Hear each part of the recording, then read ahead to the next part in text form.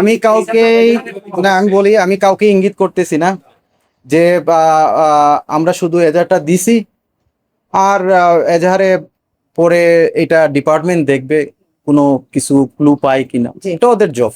নিরাপত্তা এখন আমাদের যেই যেই ঘটনা ঘটছে, আপনিও শক, আমিও শক, সবাই শক। আর এটা এটা কোনো নর্মাল ঘটনা না, মৃত্যু না। তো আমরা অবশ্যই এটার জন্য সিকিউরিটি তো আমেরিকান সিটিজেন ছিলেন, গ্রিন কার্ড হোল্ডার। না, সিটিজেন না, গ্রিন কার্ড হোল্ডার।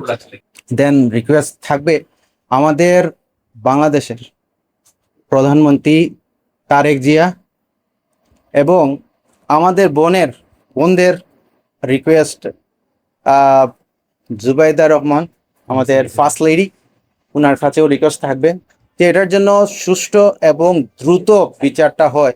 কারণ আমরা সবাই প্রবাসী, আমরা একটা দ্রুত বিচার দেখতে চাই। নট অনলি আস, আমরা পুরো বাংলাদেশের যারা বাইরে থাকে তারাও তো ভয় পেয়ে গেছে, সবাই ভয় পেয়েছে। আমাদের সিলেটের অনেক লোকের মা বাবা এখানে, অনেক লোক হয়তো আমাদের এটা মজবুরি যে আমরা কাজ করতে হয় বাইরে যেয়ে, আমাদের করতে হয়, তখন মা বাপ দেশেই থাকে বেশিরভাগ ঘরে।